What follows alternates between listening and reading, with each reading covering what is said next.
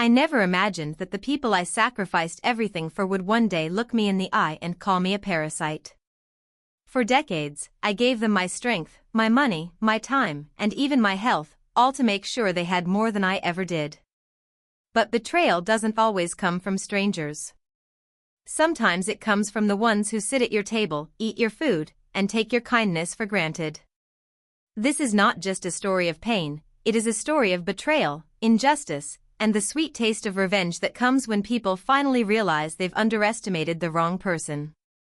My life was never easy. I grew up in poverty, where every penny counted and every sacrifice meant the difference between survival and despair. I learned early that nothing would ever come to me freely, so I worked hard, sometimes taking 3 jobs just to make ends meet. While my friends spent their youth dreaming, I spent mine laboring, determined to give my children and grandchildren the opportunities one was denied. I thought that by building a better foundation for them, they would learn gratitude, respect, and loyalty. For years, I paid for their bills, kept a roof over their heads, and ensured food was always on the table. When they wanted new clothes, I reached into my pockets. When they needed tuition, I signed the checks. Even when it meant going without for myself, I gave. But over time, I noticed something I didn't want to admit.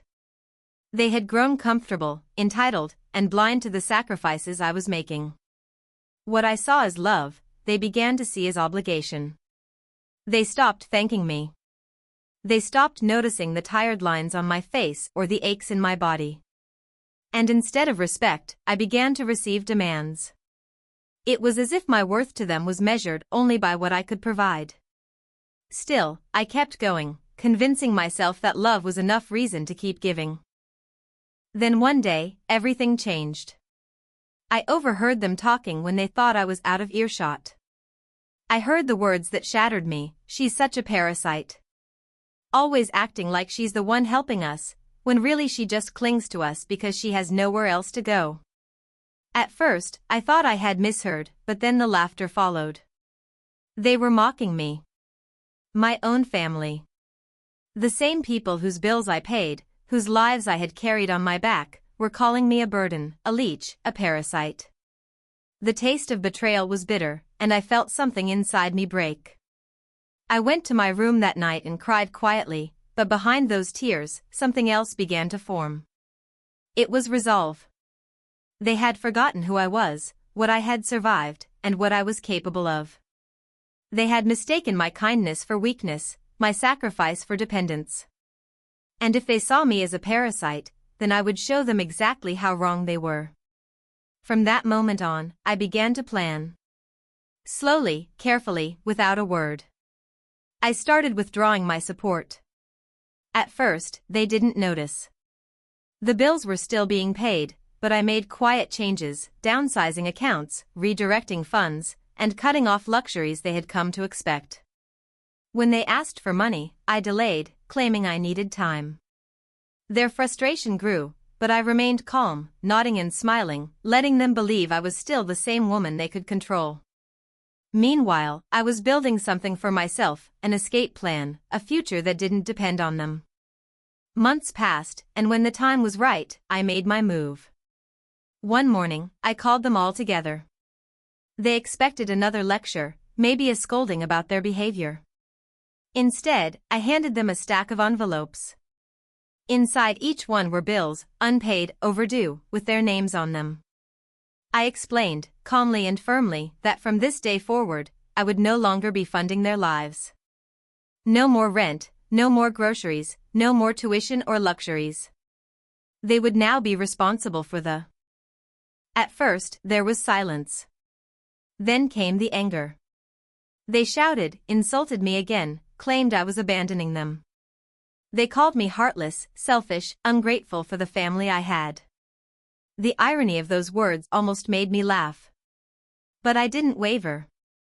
I told them that if they saw me as a parasite, then surely they would be relieved to no longer carry me. The truth, of course, was the opposite. They weren't carrying me, I had been carrying them. And now, stripped of the support they had taken for granted, they had no idea how to stand on their own. In the weeks that followed, the cracks began to show. The bills piled up. The luxuries they once flaunted vanished. They scrambled for money, some taking jobs they thought were beneath them, others begging friends for loans. The same mouths that once mocked me were now filled with desperation. And I, for the first time in decades, felt free. I used my savings to move into a smaller home, far away from their chaos. It wasn't grand, but it was mine. Every dollar spent was for my comfort, my peace, my joy. And then came the day they showed up at my doorstep. I opened the door to see their faces, tired, worn, humbled. They begged me to return, to help them once more. They apologized, but their apologies dripped with self-interest. They weren't sorry for the insults, they were sorry for the consequences. They wanted their safety net back, the comfort of my sacrifices, the security of my labor. I looked at them, and for the first time, I felt no guilt. I told them simply, I am not your parasite. I was your provider, your shield, your strength. You mistook my sacrifice for weakness.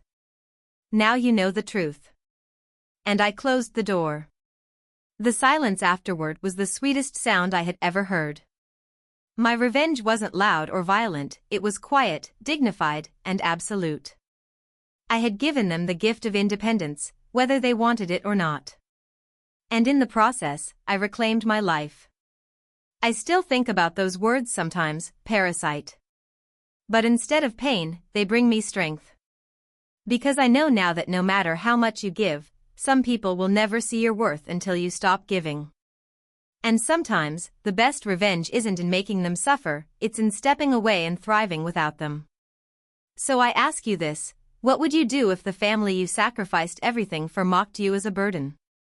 Would you keep giving until you were empty, or would you walk away and show them the strength they never believed you had? Because in the end, revenge doesn't always come from anger. Sometimes, it comes from living so fully that the people who underestimated you can do nothing but watch and regret.